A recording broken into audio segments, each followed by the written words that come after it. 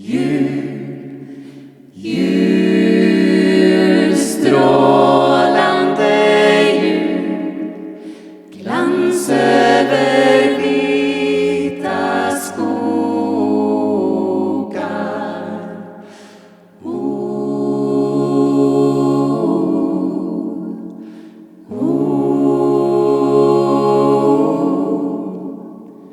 Kom, signade jul, sänk dina vita vingar över stridernas blodålar, över all suckan ur människobarn, över de släkten som går till ro, över de ungas dagande bo. Kom, signade jul, sänk dina vita vingar.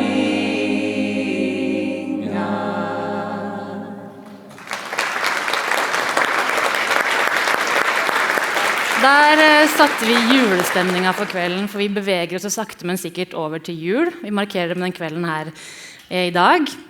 Jeg heter Kirsti, jeg her fra Feelgood-redaksjonen i Gyldendal, og vi så glade for å arrangere Feelgood-kveld nok en gang sammen med magasinet Tara. Vi har 4 fantastiske forfattere som skal opp på scenen her og snakke om bøkene sine. Og det skal som sagt handle om julebøker her i kveld. Der det ikke noe tvil, Sverige leder foran Norge. Men vi kommer etter, men selvfølgelig så har vi invitert 2 fantastiske svenske Feelgood-forfattere hit i kveld, som har skrevet 2 og 3 julebøker hver, som oversatt til norsk. Og vi gjør intervjuer på norsk. Jeg skal prøve meg på litt sånn skavlansvorsk, hvis dere med på det.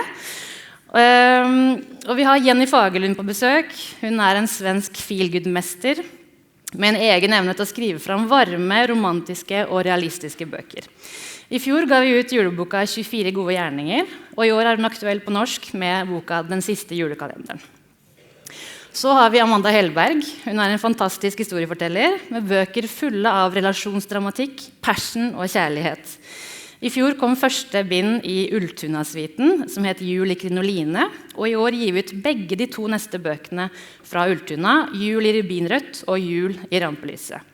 Så ta godt imot Jenny Fagerlund og Amanda Hellberg.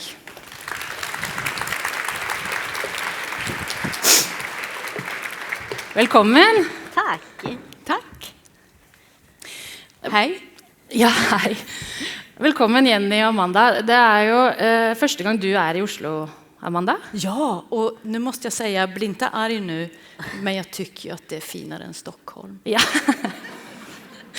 Det vil vi gjerne høre. Har dere fått gjort noe sightseeing? Jeg har vært ute på huvudgatan. Jeg har tittat litt i affärer. Men det jo, skal vi si, det en flygande visit.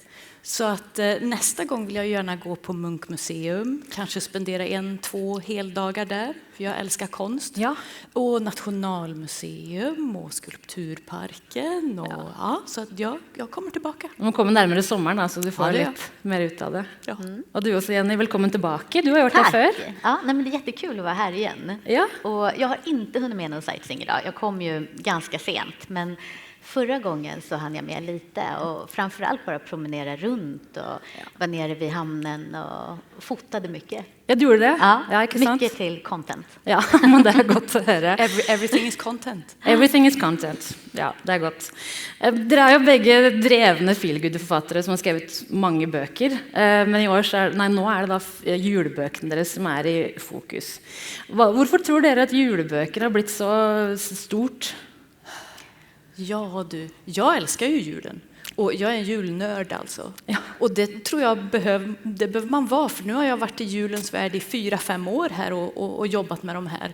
Så att det julmusik dygnet runt, året runt. Jag har ju en väldigt förstående familj som delar min kärlek till julen. Och vi pratade just med Jenny om hon gjorde ett julbaksreportage här med en tidning i augusti. Ja. Så att det Julen är igång. Julen är igång hela året om. Ja, for dere sitter jo faktisk da og skriver julebøker midt på sommaren. Ja. Ja. Många gånger gör man ju det. Och sitter och redigerar. När alla andra är ute och badar och har det jättehärligt så sitter man själv och drar ner persiennerna och sätter på julmusiken för att få in lite julstämning. Ja, gjør du det? Ja. For å prøve å komme inn i riktig modus. Ja, men precis. Ja, nettopp. Men vi begynner med deg, Amanda. Du har jo skrevet den her Ulltuna-suiten, som består av 3 bøker. Og det er jo 3 enkeltstående bøker, men som henger litt sammen også. Kan ikke du fortelle litt hva er det vi får lese her? Ja, det här är ju vuxen Disney. Alltså adult Disney. Det låter lite kanske weird. Förlåt, jag ber om ursäkt om jag blandar lite engelska och svenska för att jag bor i Oxford sedan 25 år. Så att det kan bli lite svengelska ibland. Förlåt. Vuxen Disney. Jag älskar de här riktigt pampiga kostymdrama på tv och film. Stolthet och fördom, de här Jane Eyre, Fantomen på operan, alla de här riktigt mäktiga där det är stora känslor, det är passion och det är spänning. Och sen att placera det i en 1800-talsmiljö i juletid. De här böckerna har ju förändrat mitt liv. Alltså det är någonting lite magiskt med dem. Sen jag började skriva dem så har det hänt väldigt mycket bra saker. Alltså. Ja, så det er litt magi i det. Det är lite magi i det, och det är inte bara med mig utan det är andra alltså som säger vad är det med de här egentligen? Sen tror ju inte jag riktigt på alltså magi, men jag tror på tankens positiva kraft. Och skämt åsido, jag fick ett brev av en läsare för några veckor sedan och jag blev faktiskt rörd. Hon skrev att hon hade varit väldigt sjuk i några år och det gick så pass långt att hon inte ville leva. Och hon fick tag på de här, hon låg på sjukhus och fick tag på de här och hon skrev så vackert alltså att det var som att allt blev i färg igen. Och det var en fantastisk besked å få. Ja, nydelig. Och lite då som Astrid Lindgren sa, om jag får vara så fräck och härma alltså. Hon sa att om jag bara har gjort en enda dyster barndom lite ljusare så är jag väldigt nöjd. Så att det känner jag. Ja, så det er litt et mål for deg egentlig å skrive. Absolut, hopp og se det positive i tilvaren. Ja, nettopp, fordi i disse bøkene dine så møter vi jo kvinner, vi er sent på 1800-tallet og tidlig 1900-tallet i Sverige. Ja. Og vi treffer jo kvinner i litt ulike livssituasjoner, men som står i utfordrende problemer i sitt liv. Og det er jo ikke bare sympatiske karakterer vi møter, de har mye motstand, og vi får jo mye sympati med disse kvinnene. Hva var det som gjorde at du ville skrive fram disse historiene? För att kunna se ljuset så behöver man ju ha mörkret. Och det är ju också väldigt roligt att skriva dåliga karaktärer. Ja. Baddies. Men jag hoppas att jag har gjort det så att alla har dimensioner så att de här riktigt onda kan man förstå varför de är som de är. Så att så är det. Og så er jo bøkene også fulle av, som du sier, litt sånn Disney-romantikk. Det er store ball, vi kommer på slott, det er store kjoler, vi ser på forsidene, speiler jo veldig innholdet i dem også. Ja, det er snøstorm, det er vargar. Ja, ja. Og du har jo skrevet veldig sånn sanselig, liksom, så man får jo veldig følelsen at du har lyst til å skrive fra den her magiske julefølelsen. Ja, alltså jag har njutit av att skriva de här. Och jag hoppas att det känns när man läser dem. Ja. Og er det derfor du har lagt det til julen også? Nettopp for å kunne... Vad sa du? Er det derfor du har lagt tiden att det ska föregå för jul? Ja, men jag hade planerat de här ett tag och jag satt lite grann fast i min skrivprocess. Och jag hade inte tänkt att de skulle utspela sig i juletid.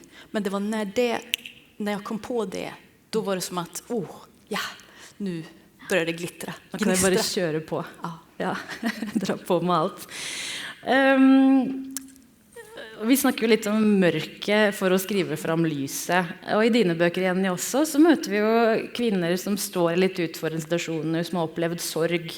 Den nyeste boken din, den siste adventskalenderen. Kan du ikke si litt om hva den handler om? Nej, men den sista adventskalendern, det började med att jag ville skriva om en adventskalender som döljer en hemlighet. Men från början, jag visste inte alls vem det skulle handla om. Jag visste inte vad det skulle vara för hemlighet i den här adventskalendern. Så jag gick och tänkte på det här jättelänge, för jag var så övertygad om att jag ville skriva just om adventskalendern. Men sen en dag då var hon bara där egentligen, Petra, som boken handlar om. Och Petra, hon har precis förlorat sin syster och fått ta över ansvaret över systerns dotter Charlie. Och innan systern dog så sa hon till Petra att om du någon gång får bekymmer så vänd dig till Vivica som bor i Nyponviken. Och det är en person och en plats som Petra inte alls har någon aning om.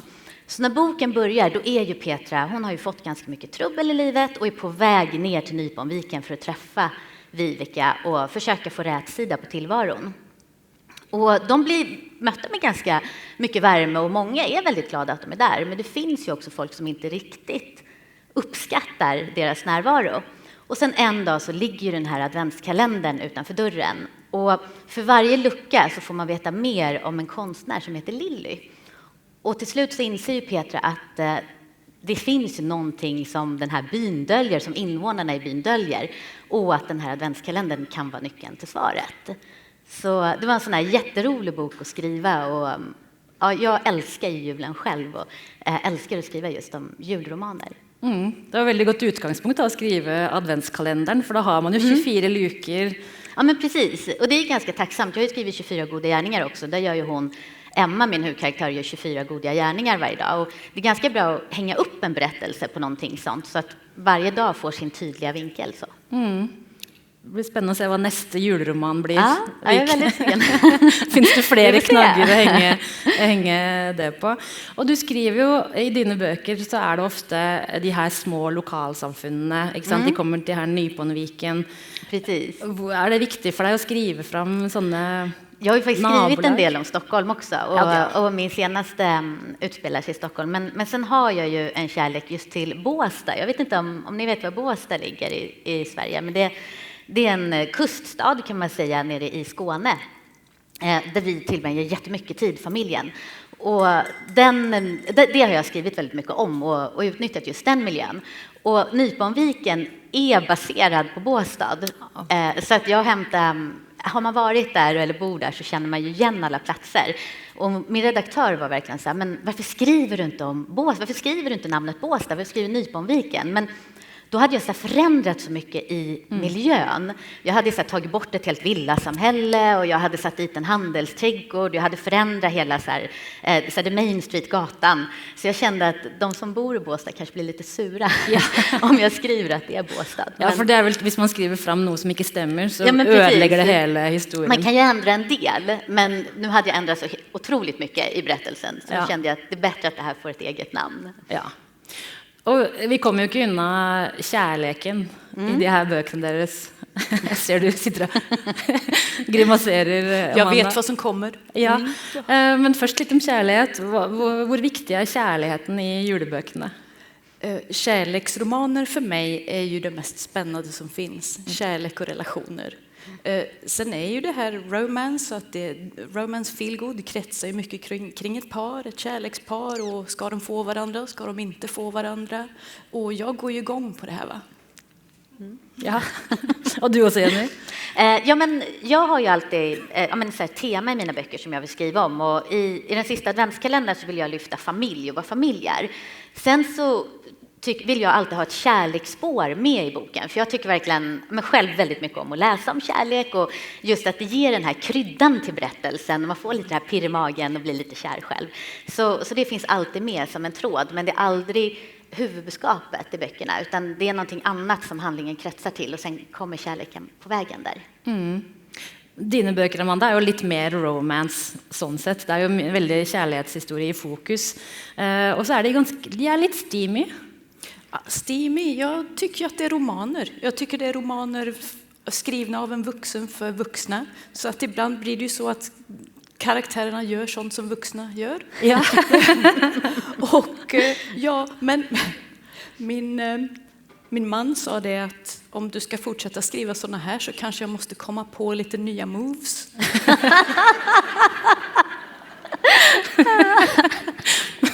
Men din man är ju heldigvis engelsk.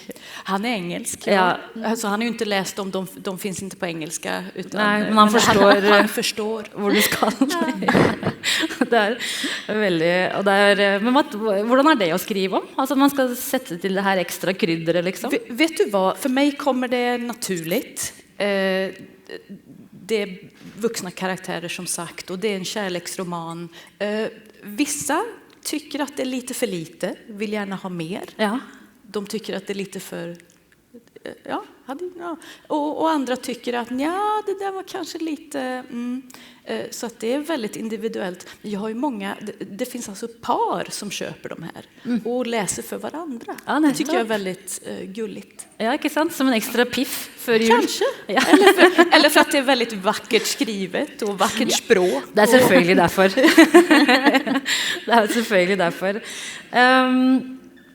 Men ja, vi snakket så vidt liksom dette med at de er jo skrevet gjerne på sommeren, de her bøkene, hvordan henter det fram julestemningen.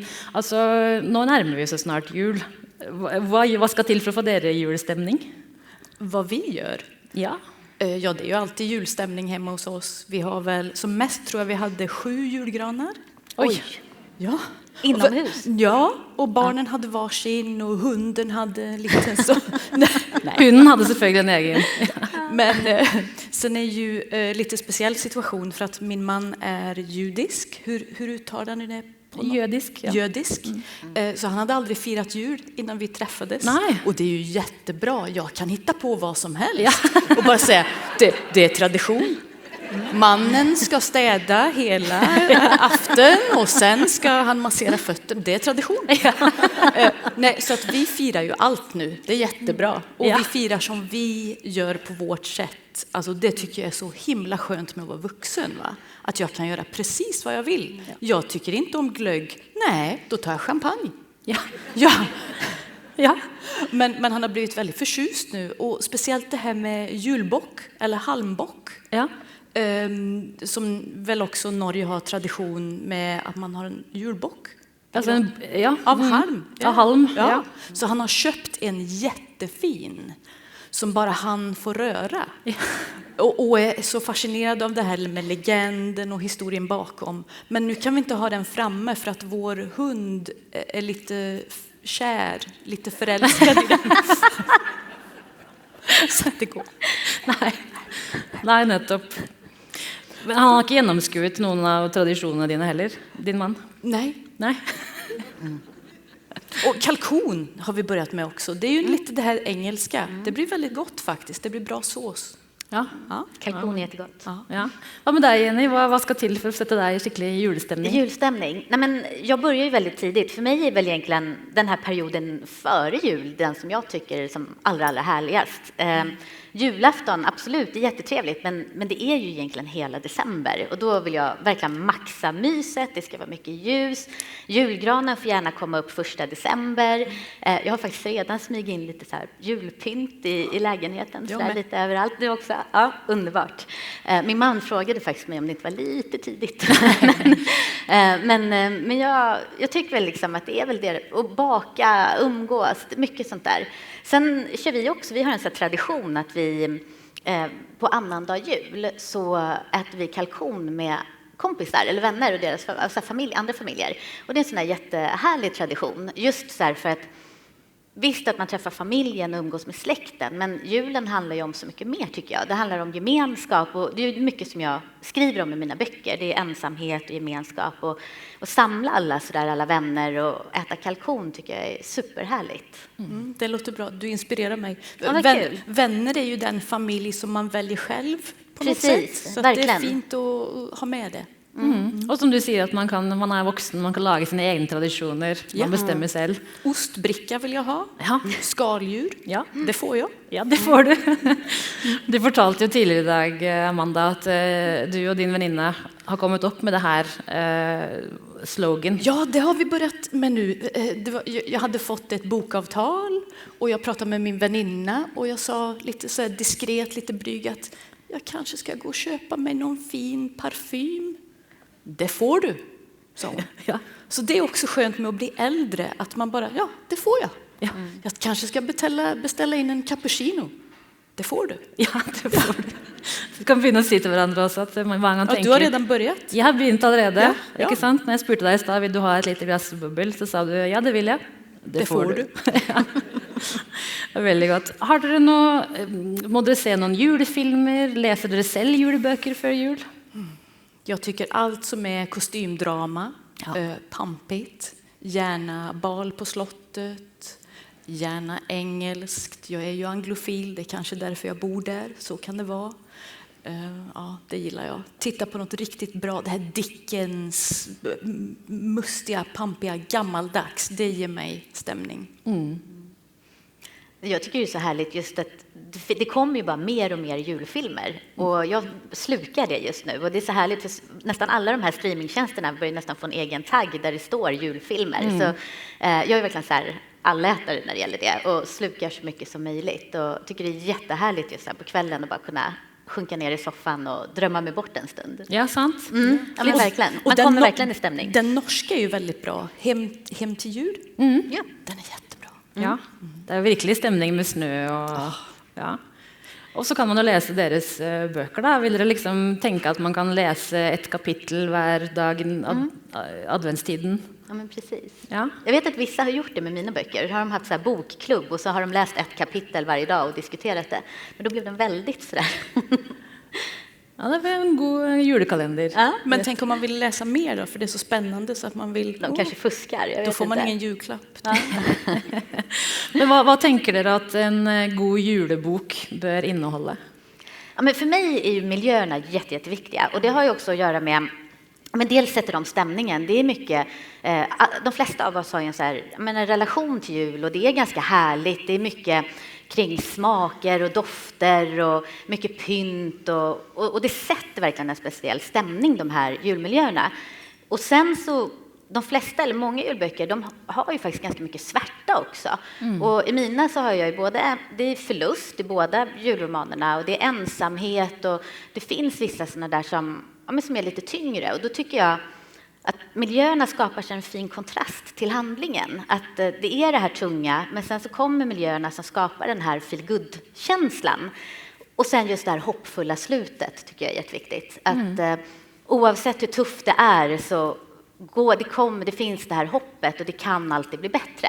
Det kanske inte alltid löser sig för alla, men böckerna ska lämna en sån här varm känsla i magen när man slår ihop den. Det tycker jag verkligen kännetecknar en riktigt bra julroman. Ja, och jag vet att du har ju sagt tidigare om dina böcker också att du önskar att folk ska känna eller bli lite inspirerad till att göra något med egna liv också. Ja, men ofta sådär och det får jag också ganska mycket feedback på att vissa som läser böckerna blir inspirerade av det som karaktärerna går igenom och faktiskt förändrar sitt liv. Och jag fick faktiskt ett mejl bara häromdagen från en person som ville använda 24 goda gärningar och göra egna goda gärningar under december. Så det var ju jätteroligt.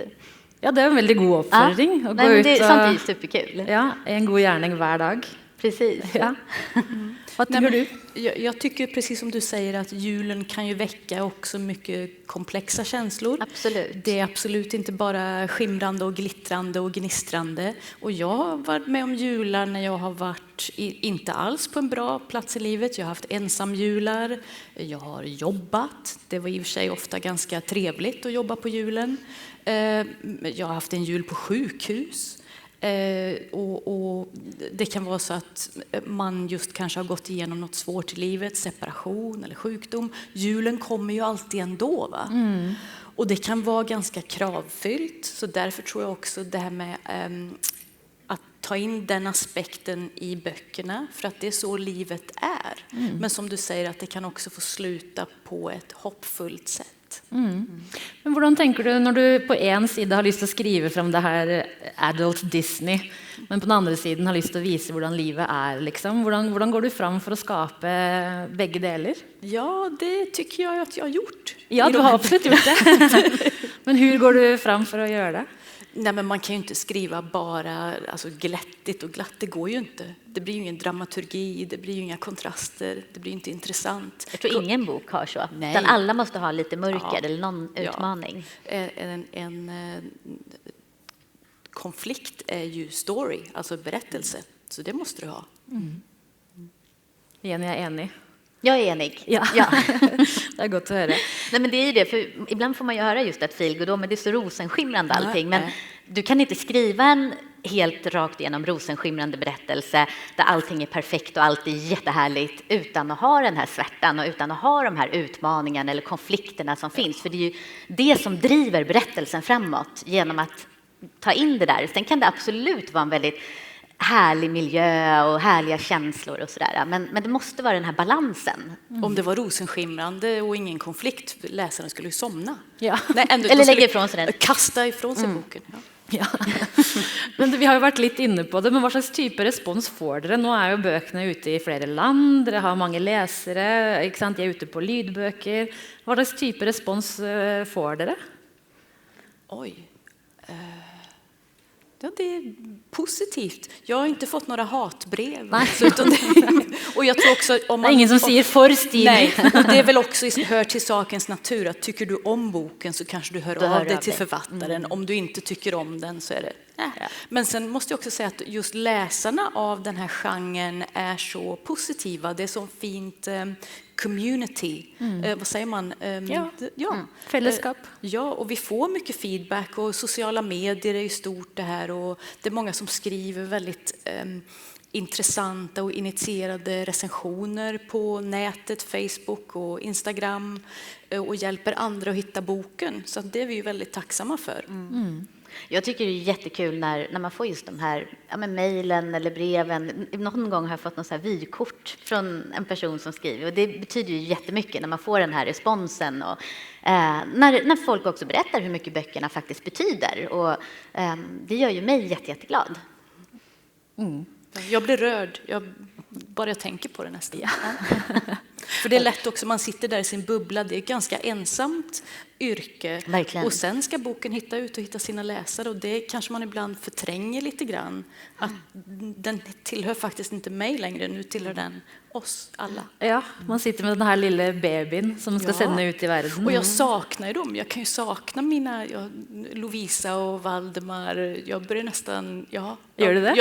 Jag vill skriva mer om dem. Ja, det må du gärna göra. Vi vill gärna läsa mer. Men apropå det, vad slags skrivprojekt är det igång med nu? Jobbar du med nya böcker? Kommer det mer julböcker? Jag är jättesugen på att skriva en ny julroman. Ja. Men just nu, jag har ju bara skrivit fristående böcker hittills. Men nu ska jag faktiskt skriva en serie. Så det blir jättespännande. Och eventuellt kanske en av böckerna i den kommer bli en julbok om det blir lite som jag har tänkt mig. Ja, spännande. Ja. Vi gläder oss. Ja, jag befinner mig just nu i Skövde som ligger nära Skara, som ligger i Västergötland där jag kommer ifrån. Och det är vår just nu när jag sitter och skriver. Så jag googlar sen, när kommer tulpanerna? Ja. När kommer krokus? Ja. Så att jag skriver en serie just nu om 4 väninnor i vår tid. Nämligen, spännande. Hur ser skrivehverdagen deras ut till vanlig då? Nu är det ju paljetter, dere får resa hit. Alltid. Det är alltid paljetter? Ja. Nej, inte alltid. Nej, det är pyjamas.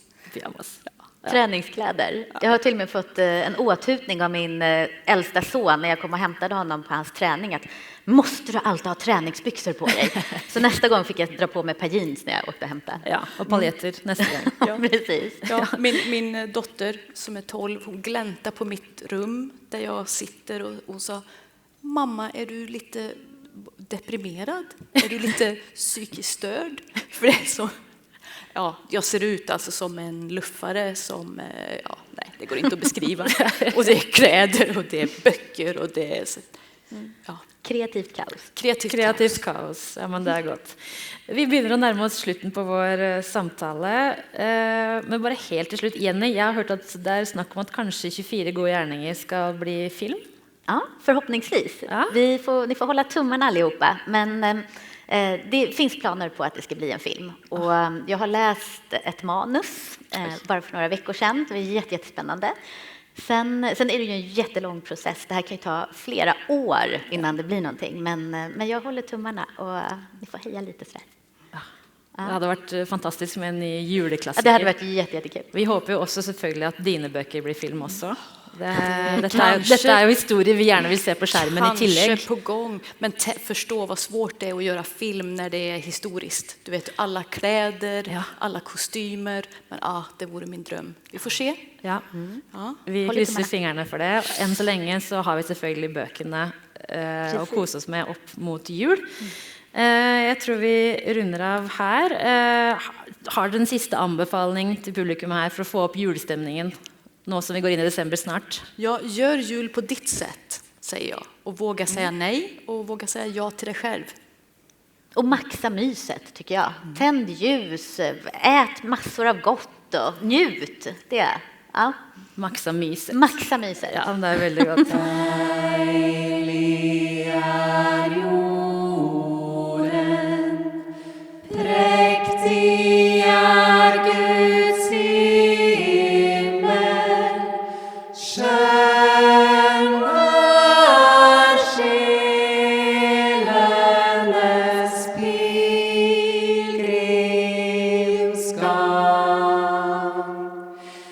Genom de fagre riker på jorden går vi til paradis med sang. Tider skal komme, tider skal henrulle, slekt skal følge slekters gang. Aldri forstummer tonen fra himmelen i sjelens glade pilgrimssang.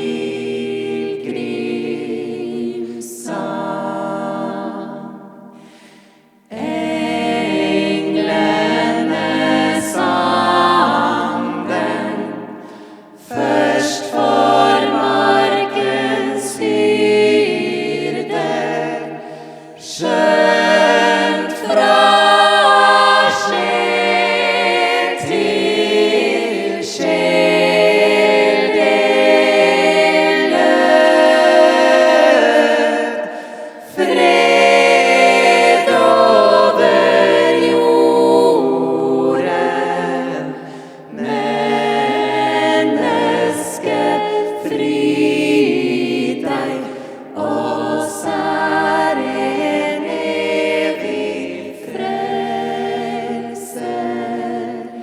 født. Oss er en evig frelser født.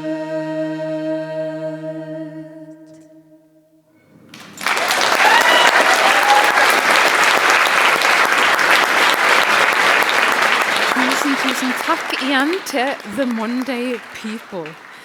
Jeg heter Kjersti Herland Johnsen, og jeg skal få lede neste samtale her i dag. Jeg må si jeg ble veldig rørt av å høre disse fine julesangene. Jeg er, som sikkert mange av dere, oppdratt med at en egentlig skal begynne julen mye senere, og vært litt sånn streng på det. Og så har jeg merket de siste årene at jeg trenger denne litt tidligere musikken, disse lysene som vi henger opp. Jeg synes vi skal tillate oss å begynne litt tidlig. Deilig jorden, som de sang sist nå, synes jeg er veldig rørende. Det er jo en sang som kan virke nesten litt paradoksal, men den ble også skrevet i en tid som var en krigstid. og som en påminnelse I teksten også om at det veldig mye vakkert, og det finnes håp selv I mørke tider. Så med det så synes jeg vi skal gi The Monday People en stor applaus til. Thank you, Kendall. Yeah, okay. And with this, I have the great... yeah. I was just wondering, are they supposed to go around or climb up here? We're here now. They're climbing. It's a great pleasure to welcome our two British guests today, Veronica Henry and Jenny Colgan. Welcome. Do you want to say? We made it! You made it. You arrived. That was the most difficult bit. Both of you arrived today. Yes. From England and from Scotland. We're very, very grateful to have both of you here. Thank you for coming. It's lovely to be here. It's just You've both immediate Christmas. I've just been to the market, so. Yeah, you saw the Christmas market today. Beautiful. Yeah. Did you buy anything? I didn't. No. But I had a look at what I might buy. Yeah. Maybe you can go back and get Yeah. something, or let us know what you want for Christmas. Veronica, you've written about 20 books, or maybe 25. We're trying to... Every time I count, it changes. I can't. I think it's 23. Yeah, it's 23, and we've actually published 6 of them in Norwegian. Mm-hmm. Number 7 is due in spring, and we're planning to continue. Exciting. Yes, and most of your books are written as standalones. So you can pick up any of your novels and read it as it is, but some of them are located in specific places. Yes, I have several series that are set in the same place, but the characters are always different, so you don't need to have read the previous one. So the setting might be the same, but it's new stories, new people. Yeah. And so we have published Drømmehuset, the Forever House, A Family Recipe, The Long Weekend, How to Find Love in a Bookshop, and The Impulse Purchase. And are there any themes in your books that you think there are in common for your books? Gosh, I think family is very much often at the heart of my books. And we all know what dramas families can throw up. Not necessarily always happy, but I'll sort of enter the story at a point where there might be a bit of turmoil or some decisions to make or some changes to make. And I just love seeing how everybody interacts and how what one person does can have an effect on another member of the family. So very often family or houses. I love houses to be at the heart of it. But very often that's the kind of thing that's holding them all together. And place as well. So I always like to take my reader somewhere they might like to be, whether it's the seaside or somewhere beautiful in the countryside, or one of them is set in Bath, if any of you know the beautiful Georgian city of Bath.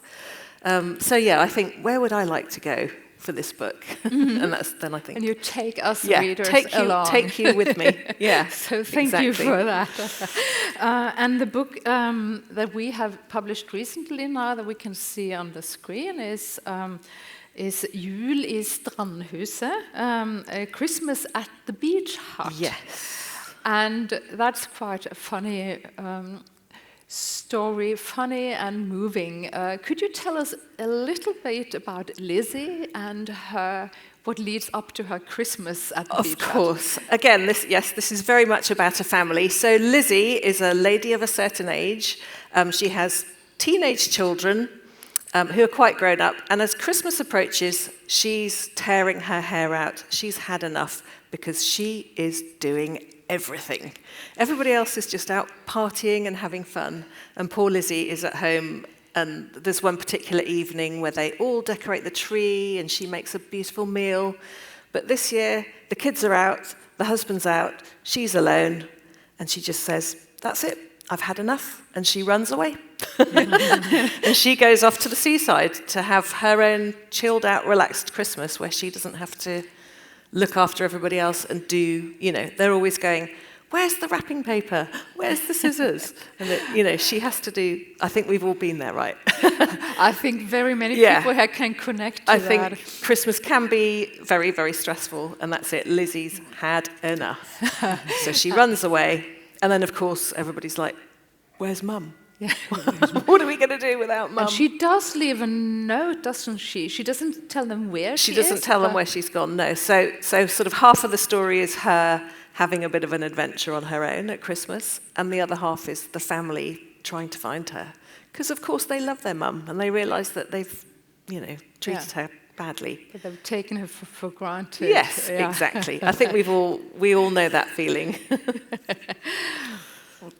And I was really enjoying reading about this mother who has enough. But I thought, okay, isn't Veronica also, maybe is there a danger of setting like a precedence? What about people that actually make Christmas start just running away? No, I know. I mean, it's sort of a little bit of a fantasy. I think a lot of my friends, thought that so many people have said to me when they read it, that's me, that's how I feel. But, it's not really the thing to do, is it? You have to bring the family together and have a lovely time. Lizzie is, tired of being taken for granted. Yeah. She does all these things that she feels that people don't see. Yeah. So, and when I read it, I was also wondering, is she most afraid of being used, or even more afraid of being useless? Yeah, I think she's at a certain age. She's that sort of 50-something where you are starting to disappear a little bit. You're not as needed in the same way by your family and your children, and they're not as loving and they're not as cute, and you sort of feel a bit sort of, now what? And I think that's really what she's feeling. And she wants to put herself back in the center of her own story, really. What is very comforting, of course, is to see during the book, how much she realizes that they do need her. Yeah. But it's different, and maybe Christmas doesn't have to be as traditional or stressful as. And of course, there's a happy ending. Of course there is. But course, everybody sits down and thinks about their behaviour. And Jenny, can you connect to that feeling of Christmas being like a stressful period? Well, it's funny because I write about Christmas quite a lot. And when people ask me about writing the story, I always say it's like a film that you see with a ticking bomb. There's a bomb, there's a timer, and you have to get and defuse that bomb before it goes off for us on the 25th of December, for you on the 24th of December. And so it kind of gives a lot of momentum to stories that you tell around Christmas. Is everything has to be more or less all right. It doesn't have to be perfect, but it has to be more or less. And that, I think, is one of the fun elements about it. We're basically writing Mission Impossible. Well, it basically is Mission Impossible family Christmas. Take that, Tom Cruise. Yeah. So the perfect Christmas is an impossible mission. Yeah. There's a very famous phrase in English that's fun for all the family, with the caveat that nothing is fun for all of the family. That's probably quite recognizable for everyone who's had that responsibility. And you have written several Christmas books, and I think I was also trying to count how many books you have written, Jenny. I came to about 35. Yeah. It's really quite a few. And we started a few years ago with a series called The Summer Seaside Kitchen here in Norway. It's the books about Flora Mackenzie, We called it the Muir series, or Den lille øya I havet, the little island in the sea. Because they are really in the sea. It's like if you go further, you're in Norway. It's far north in Scotland, Yes, where they live. In the Shetland Islands, off the coast of Scotland, our nearest railway station is Bergen. Yeah, So Wow. we are pretty close. so we are close neighbors. And Flora Mackenzie has moved there from London. Many of the audience here will have read the first books at least. And there is, in book number 2, Flora is pregnant, and it's called Christmas at the Island. And then a few books later, they've started running this great hotel, and the book's called Øyas, hotell, Christmas at the Island Hotel. And I was thinking, we have this private pressure that many people feel for Christmas, but running a hotel and having a family, that might be maybe the ultimate Christmas stress situation. What do you think? My respect for anyone that works in hospitality, particularly post-COVID, when it's hard to get staff, and particularly at Christmas time, is huge. And I've written about cafes, and in this case, a hotel, and quite often people will be like, well, would you like to run a cafe? And I'm like, are you kidding?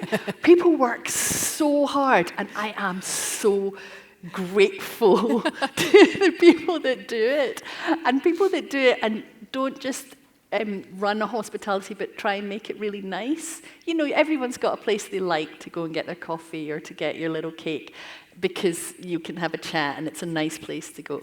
So no, I am incredibly grateful to those people, and I do not know. Well, I do know because my brother works in hospitality, and he mostly does it by walking around with a really worried look on his face, and we never see him.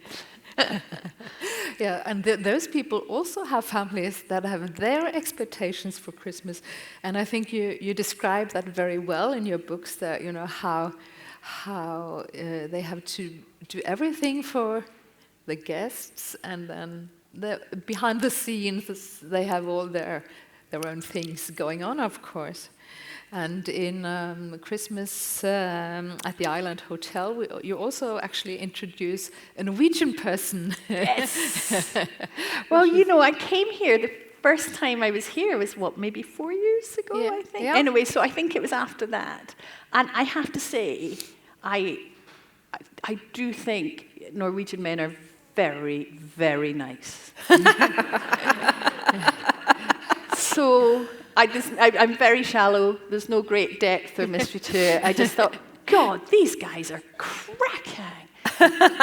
So I went home and wrote a very hot Norwegian hero called Constantin. And he's a kind of, I know you don't have an aristocracy, so he's a kind of, member of what would have once been the aristocracy, but obviously fallen on hard times. He's working in the hotel kitchen. He's exactly as good as how you think a spoiled, lazy, quite rich Norwegian guy would get on in a hotel kitchen. So I had a ton of fun with it. Yeah, it's really fun to read as well. And of course, even the spoiled Constantine will, he learns and he finds love at a point, and, it's romantic setting too. It's interesting what Ronnie was just saying, because I get asked this from time to time, do you always have a happy ending in your books? And you can agree or contradict me, but a little while ago I might have said, I might do something a bit different, or I might do... See, these days, I am doing a happy ending every single... Excuse me. I'm always having a happy ending. There is enough terrible endings in the news, in the world. Definitely. You're never going to come to Ronnie's books or my books and not come away... If you don't come away feeling slightly better, we have failed you miserably. So yes, Constantine gets a happy ending everyone Gets a happy ending. And I always thank you. say my characters get the ending they deserve. So if they've behaved badly throughout the book, they might not have their own. But generally speaking, it's uplifting and positive. No, even my baddies always have a change of heart. Oh no, I do like to Can't bear it. I do like to punish people sometimes. Yeah, but I think maybe the people that you punish, they will never be a main character. They learn that. No. No. They learn. They learn by sort their of mistakes. in the minor characters. Yeah. Oh yes. Otherwise, it would be like opening a Christmas present, with something really bad inside. If you have a feel-good book. Oh no, nothing terrible. Or a Christmas book with a really sad ending. No, nothing terrible. But I was thinking a little bit about the different Christmas traditions that we have. Here in Norway, we have, I think much of it is familiar to you as well, but we open presents on Christmas Eve. You get them on Christmas morning. Yeah, probably about 5 o'clock in the morning. 5 o'clock in the morning. Excited small children, but not mine are much bigger now. So, depending on the age of the children. Yeah. And I also learned recently from you, Jenny, that in Scotland, Christmas is actually quite a new holiday. Or not new, but it was not celebrated. It is relatively new. In the 19th century, it was celebrated in England, and we celebrate what we call Hogmanay, which is New Year's Eve. What's that in Norwegian? Nyttårsaften. There we go. That's our big night and our big party. And we didn't celebrate Christmas at all. It was seen as a kind of English holiday. No. Oh. But then people kept trying to take the day off on Christmas Day.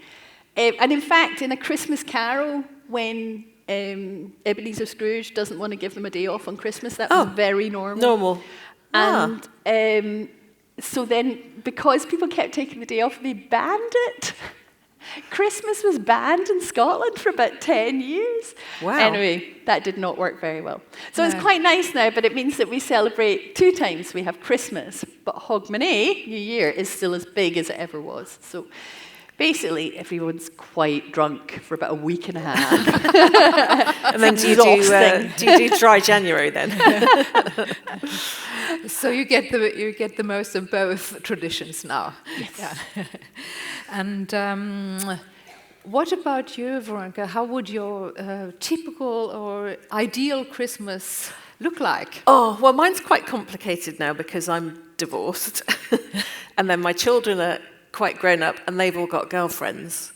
So everybody's sort of torn in different directions. So we actually have our Christmas early. We have it at the beginning of December. Okay. And we all go away for the weekend somewhere and everybody piles in and we have like Christmas presents and Christmas dinner and decorations and crackers, but we kind of have a pre-Christmas Christmas.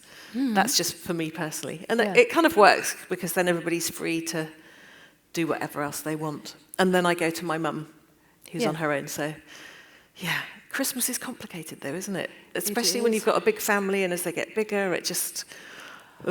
I sometimes feel like Christmas and the other big holidays or celebrations are like magnifying glasses on your life, on the good stuff and on the bad stuff. That and that I think that's why Christmas novels work so well too, because if you have a family problem or if you have a big love thing, anything, it will be doubled. Exactly. Because of Christmas. Expectations and who's going to who. Yeah. And have you also made your own private, things that you like to do in December, music you like to listen to? Oh, yes, absolutely. Always on Christmas morning, I don't know if anybody knows the film The Snowman, which was written by Raymond Briggs. I always lovely song, Walking in I the won't Air. sing it to you. Jenny, you might. You're musical. And I always have that on while I'm cooking lunch, and the kids are all like, oh, God, she's listening to that again. And I cry. Because it's sweet. Very touching. Yeah. And what about you, Jenny? What does your Christmas Do you know, I am tradition look like? breaking my very strict rule to be here because, and the singers were so great. They're amazing. But I am very much nothing before 1st of December. Absolutely not. You will ruin it for yourself. You'll be sorry. So 1st of December in our house starts with a big burst of Mariah Carey and a mince pie for breakfast. I'm just like, hold back. Okay, go. And I always say to people, and I will say it to you tonight, you can buy the book now, but you cannot read it until the 1st of December. I don't make the rules, but I did make that rule. And do yours still have an advent calendar? Oh, yeah. Do you know, no chocolate in the advent calendar. No, See, I'm I with have a you. lot of rules for Christmas. Donkeys, glitter. Bit of glitter. But I have gone a bit nuts this year because, oh God, Facebook keeps sending an advert until you just give up, right? They're like the Terminator of advertisers. And they just kept sending me the stupid advent calendar with like hand cream and soap in it. Oh, those. And then they finally went, and it's 50% off. Yeah. I thought, okay, fine. No. Anyway, it's here, and actually, I'm quite excited. You get a little candle, or you get some hand cream. One of those beauty boxes or whatever. I'm an idiot to myself. You're a fool. I just think, though, because we've gone for years with no chocolate advent calendars, no fun, and I'm going to bring it out on the 1st of December. My son, who's 27 now, said, Mum, I never realised that there were chocolate advent calendars because I didn't let him have one. That's a good job for hiding that for so long. Yeah. You need Elf. You need Muppet Christmas Carol. Oh, you yeah. need Scrooge, the Bill Murray film. Not enough people watch that. And you need a bit of Die Hard. Yeah, definitely. Christmas is ready. What do you eat for Christmas? We went through a period in France. It's really weird. We lived in France, and they just, like, the day before, they have some oysters, and then they go to church. That's it. So at the end of Christmas. No feasting. So we went through a period of goose. But we are back to, my husband one Christmas got one of these Weber barbecues. Oh, amazing. And it does not matter what the weather is like. Rain, shine, snow, Christmas Day, he goes and barbecues a whole turkey. So do you brine it first? Put it in a bucket? No, it's his job. Everything else is just a big roast. What's your favourite food or cake? Or I like a snack? traditional Christmas lunch. Yeah. And I always make my Turkey, own pudding because we have a thing in England called Stir Up Sunday, which is the last Sunday in November, which is the day that you're supposed to make your Christmas pudding. And everybody holds the spoon and stirs it. And then you put a sixpence into money it. Yeah. And whoever gets the sixpence on Christmas Day, I don't know what happens to them. I'll tell you what They go happens. to hospital. 'Cause The children that didn't get it then immediately start a massive creative noise. So you get a gift if you get the coin, or No, is it it's good just luck? supposed to be luck. Good Yeah, luck. it's Yeah, just a good little luck, yeah. silver sixpence. It's Okay. old money that we don't I have to have say, anymore. being pathetic, I put 3 wrapped pound coins in. Oh. I'm not dealing with the fighting. Everybody gets a small amount of money.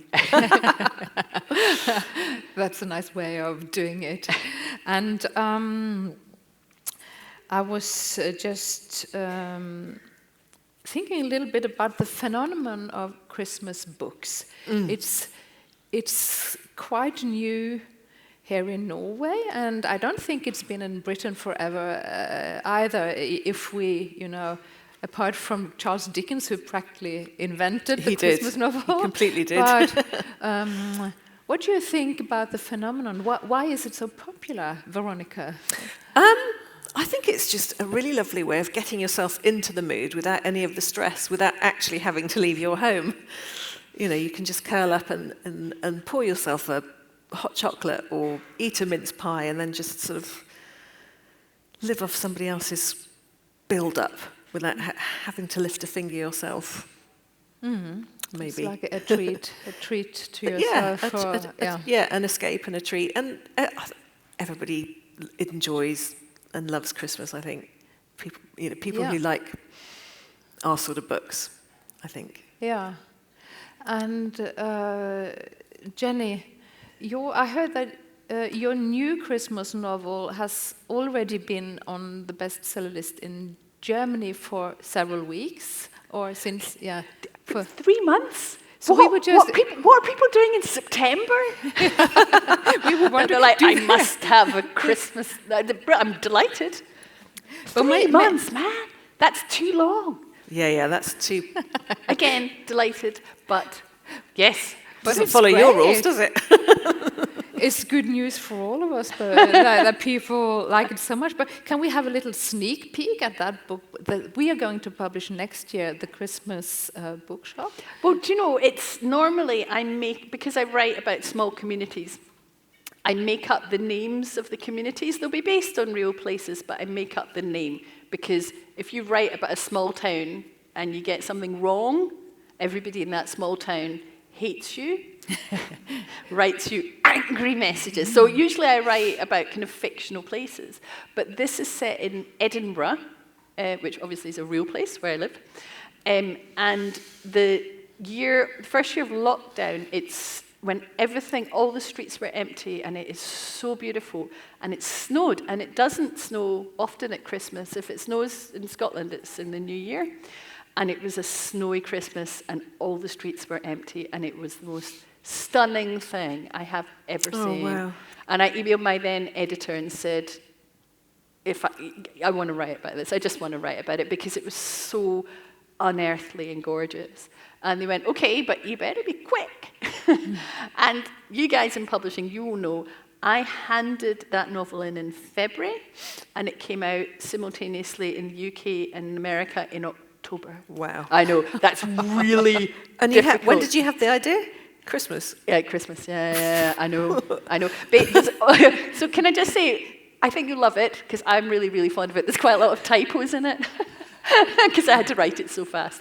But that's all right, because the translation into Norwegian will be perfect. Yes. I'm sure that our readers will enjoy it too, and maybe you'll come back next year then to present it too. Do you have any more Christmas novels up your sleeve? Oh, Veronica? maybe. Yeah? Yeah, it's really, really fun and I love all the food and the decor and I love the whole build-up and the whole aesthetic of Christmas. It's really fun to write. Yeah, and it's fun to read. So, Yeah. but Yeah. the next. I thought we might talk just a little bit about the next book that we're publishing from you. That is the next 30 spring. Days in Paris. Yes. That is not a Christmas book at all, but No. since it's coming out this spring, I think the readers would love to hear. Yes, so a little bit. 30 Days in Paris is exactly that. It's about Juliet, who has recently separated from her husband, and she decides that she's going to go back to Paris, where she worked when she was 20 years old, and she's going to rediscover the girl that she could have been had she stayed in Paris. So it's a kind of romantic, and obviously there's a man involved. There was a love affair that went wrong, and she had to leave Paris under a cloud. So she goes back to kind of confront her past, but also relive it, and just fall back in love with Paris again. And it is the most wonderful city to write about. It's got everything I love. It's got food, it's got art, it's got music, it's got fashion, it's got sexy men. I felt I was in Paris when I read your manuscript, and I think you're really good at, food, textures, and you really want to go into that vintage store and buy these lovely French clothes. And, Obviously, I had to research it. You had to, well, tirelessly. It's a dirty job, but somebody's got to do it. Somebody's going to do it. I really loved writing it. It was great. So that's something to look forward to from you. And we also actually have a new Jenny Colgan book this spring, which is The Summer Skies. Could you just tell us a little bit about that, please, Jenny? It's about pilots. And again, it was a kind of post-lockdown. The first time I flew after lockdown, I was like, oh, wow, this is really cool. Because the little islands at the top of Scotland are served by really tiny planes. In fact, I bet you've got the same thing all the way up in your little islands too. And I had a female pilot, and the plane lands on the beach. There's no runway. It's such a small island. It just lands on the beach when the tide is out. And I thought, this is interesting. This is very interesting. And there's about there's a ridiculous. I think we have 400 islands in Scotland, lots of which are uninhabited, or they're inhabited by one person who's there to watch out for the birds and the seals and stuff like that. So I just wanted to write a kind of castaway book and see what happened, and I had so much fun, apart from learning about piloting, which is really difficult and technical. But the rest of it is fun. You had to do some research there. It's always... I did. I went on a flight. The one thing I didn't realize is how much pilots love to fly. They love flying. And I took a flying lesson. And you fly in a tiny, tiny little plane, but you take off from the big airport in Glasgow like it's a big major airport. So it's like the Dubai Airbus is right behind you, and then you... And so we did that, and we went up, and I kind of took the, whatever it's called, I'm not very technical. And you know, we went round, and we came back, obviously didn't land it, and the instructor was like, when's your next lesson? And I said, oh no, I just wanted to experience what it was like. And he could not believe that you hadn't got the bug. That I wouldn't immediately throw up my job and just go and become a pilot. So I hope that I get some of the love pilots have for being in the air. I think you do. So that's something to look forward to from both of you this spring as well. But for now, time is running really quickly. And so our chat is going towards the end here, but want to thank you both very, very much for coming. Thanks, Kirsty.